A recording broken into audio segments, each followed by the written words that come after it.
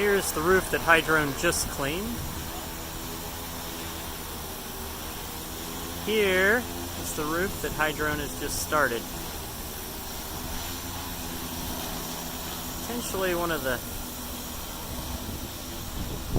more difficult ones in terms of how much needs clean.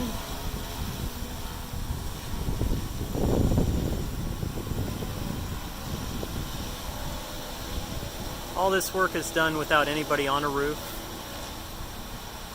No tiles broken, nobody dangerously on the roof. No concerns about workers' compensation insurance for people on the roof. HyDrone does all the work.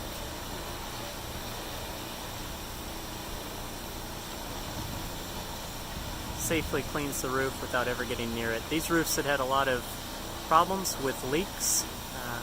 The board members were asked to find a solution that did not involve getting on the roofs, even though they were over 2 stories high, and HyDrone is taking care of that for them.